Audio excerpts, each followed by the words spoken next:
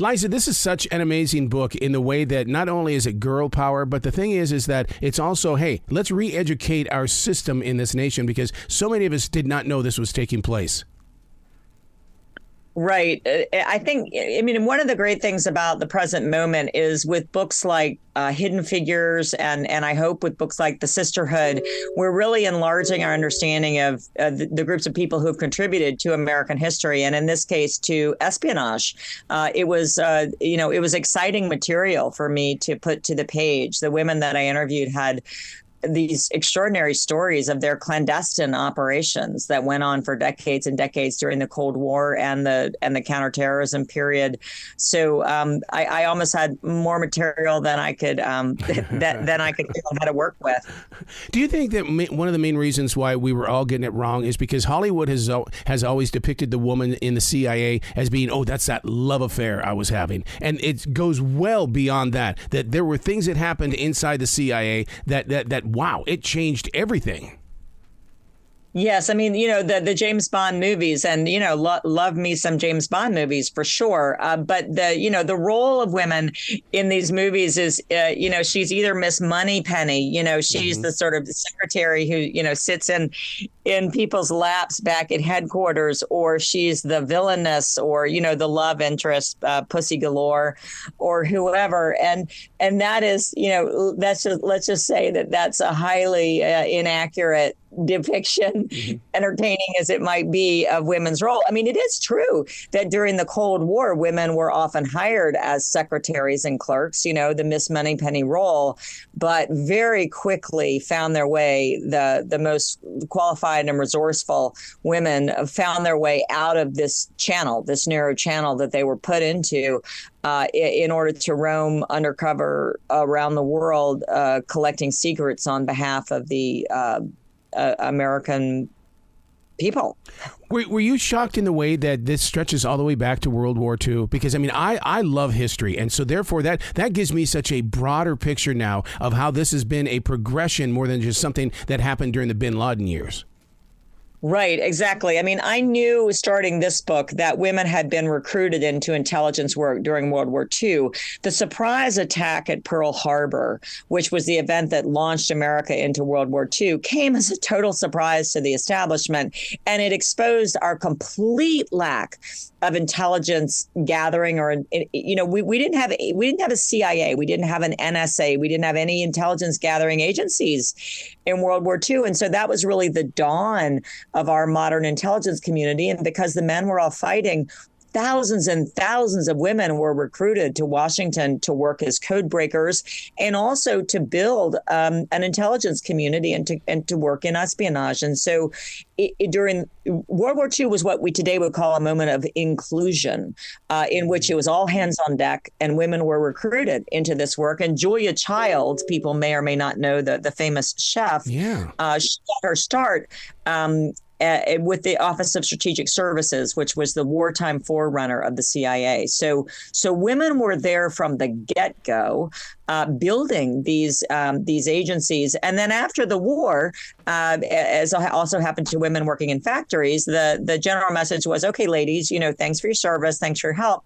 It's time to go home now and free up jobs for the returning men. And many women did do that, yep. But many women hung on. So some of the earliest characters in my book are women who served during the war and then hung on as the Cold War. Of course, we thought we were going to be able to sort of close up shop and in our intelligence agencies after World War II, don't need it anymore. But very quickly, we moved into the Cold War, where intelligence gathering and espionage became more important than ever in the contest with the Soviet Union.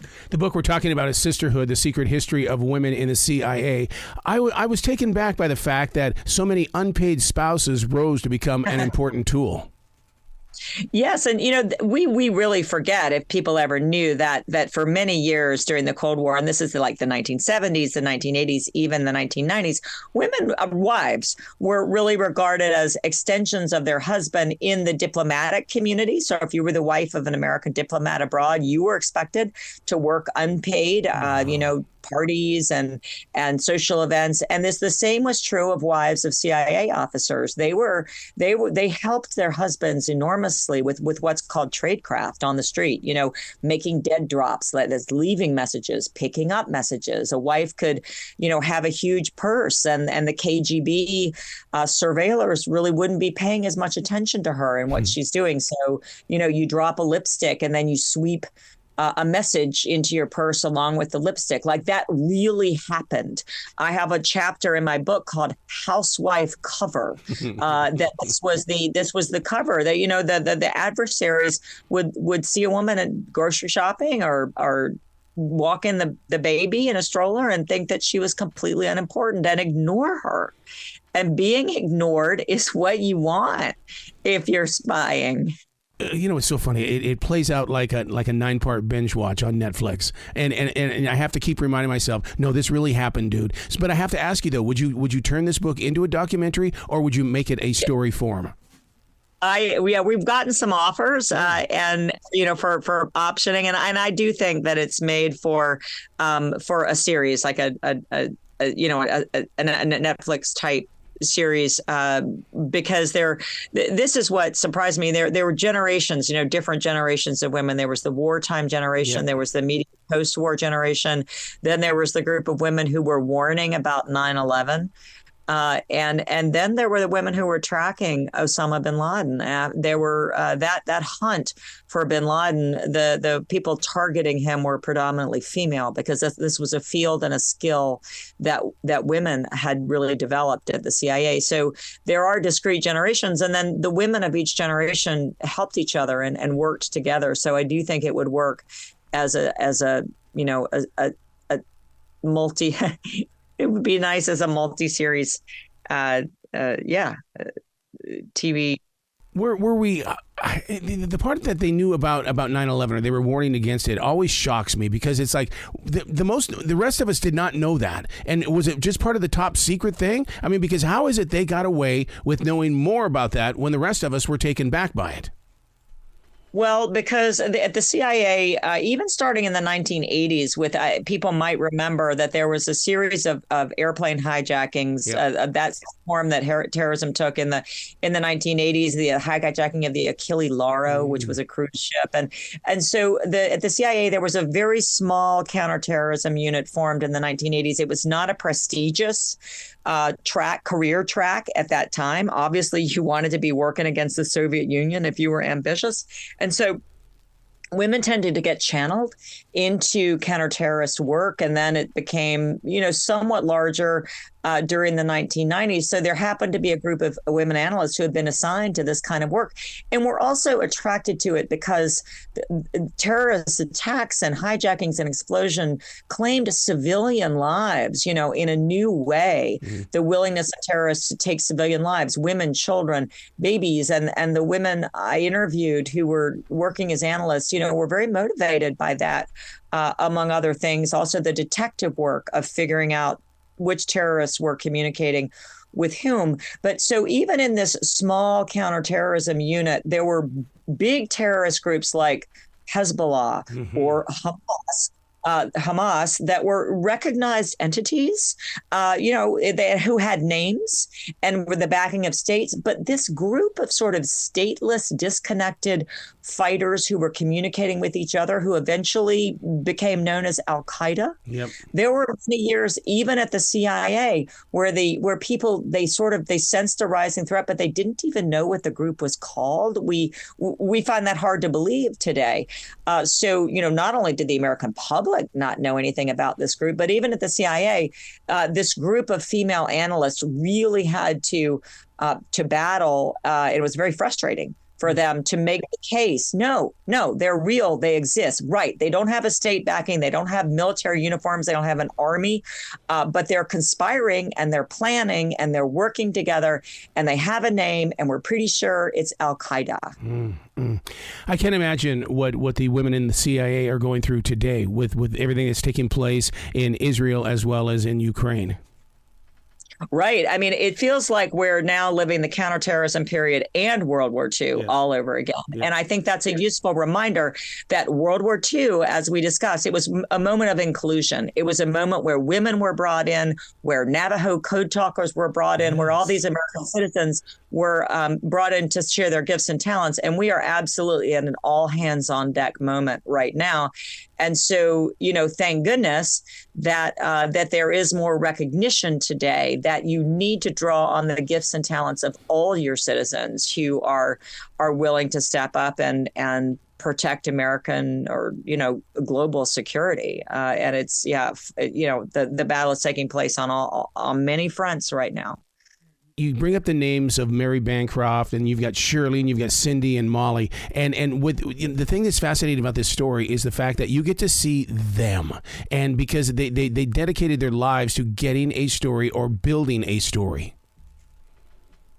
Yes, and I hope readers aren't there. There are a lot of characters in the book, and I hope readers don't feel like they have to work too hard, to remember everybody's name. It is a sisterhood. It's a generational, really a sort of a generational saga of three generations in particular, women who served and who helped each other and learned from each other over the years. And I was amazed at the wealth of detail that the women were able to share. I mean, Molly Chambers, a younger American case officer, which is their term for spy, who was working in African countries after the 9/11 attacks. So she was doing counterterrorism work against groups like Al-Shabaab.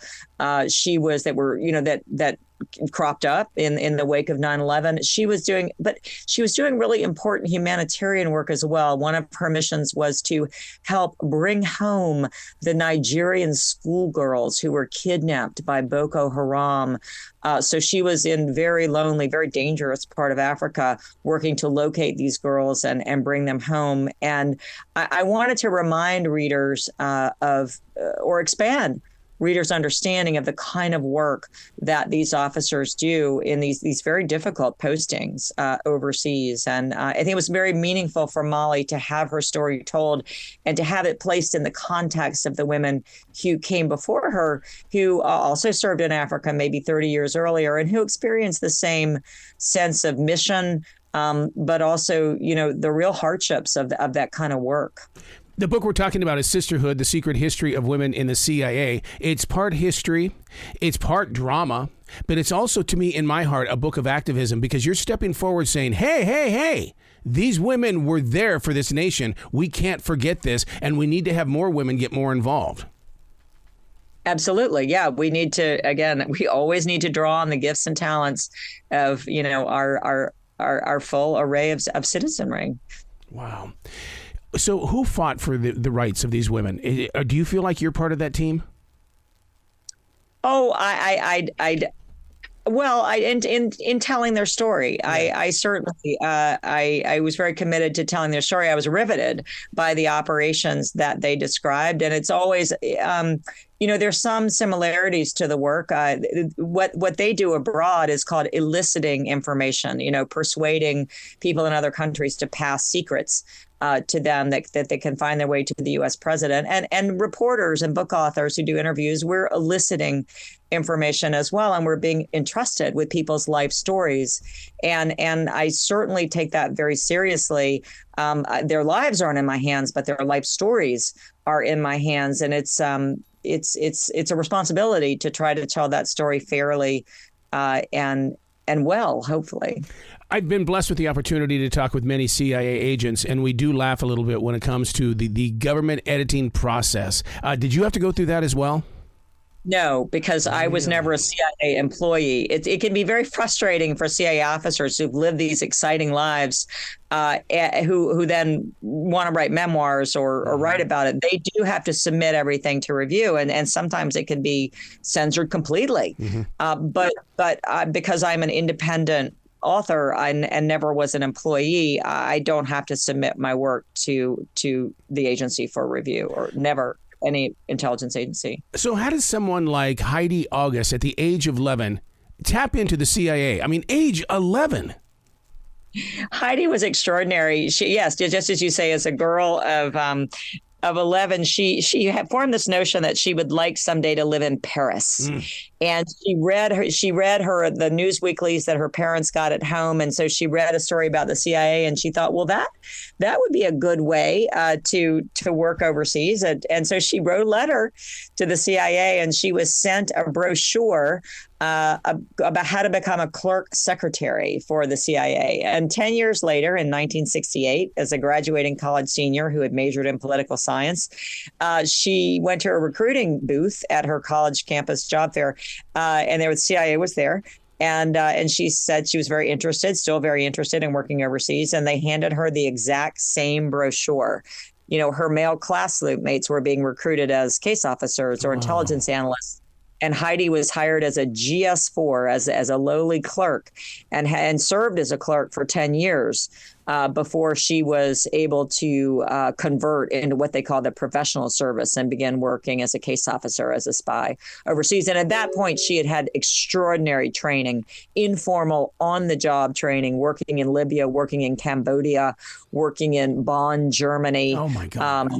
Yeah, and running operations essentially for the in some cases literally running the offices of the stations overseas, but also learning how much access clerks have to the technology in their stations and the intelligence in their stations, so that when she did become an American case officer, she understood that there was a whole cohort of people she could attempt to recruit who her male colleagues didn't notice, and that was women. Women in other countries, women working as clerks in offices where they were pissed off at the way they were treated, and women who had access to technology and classified information beyond her wildest dreams in some cases. So how much did compassion play in this role? Because I always thought my mother should have been a spy. I mean, you get someone like Liza that used empathy and emotional intelligence to really own the trust of other people. I mean, there's a side of women that guys just don't have. Well, yeah, and I don't know that I would go that far, but I'll trust you. But yeah, people forget or maybe don't understand that when a CIA officer recruits a foreign national to pass secrets, they're recruiting that person to break the law of their own country and to put themselves at enormous risk. You know, if the asset is called your asset, if the asset is caught and arrested, they'll be possibly killed, certainly thrown in jail. The consequences will be terrible. And so one of the, after this asset has been recruited, has agreed to spy, to pass secrets, they have to be handled is the verb that's used. And handling means taking care of this person, meeting with them in secret, teaching them how to communicate with you, sort of plan A for communication, plan B. If plan A doesn't work, there's a lot of logistical planning and there are secret meetings, and you have to work very hard to keep that person safe and to look after their psychological well-being. As you can imagine, it's very, very stressful work for the person who's passing these secrets. And so handling it means taking care of this person. And I don't think it's sexist of me to say that taking care of people is an activity, basic human activity that women have had tens of thousands of years of specialized training at. And so, again, I don't argue in the book that women are better or that they're more gifted. I do think sometimes they have a different set of innate skills.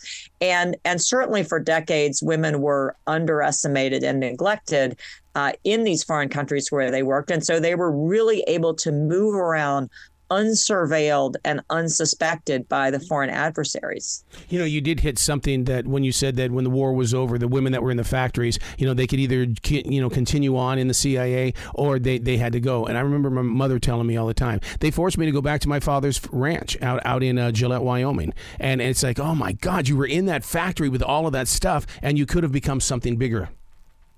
Yeah, so your mom was a Rosie the Riveter, as you're saying then, working, tens of thousands, hundreds of thousands of American women were recruited into workplaces during World War II with government newsreels and posters, we can do it. And then after the war, the same newsreels, the same government propaganda, and I use propaganda in the sense of, posters and leaflets and newsreels and movie houses said, okay, ladies, it's time for you to go home as you promised, and free up workspaces for returning GIs.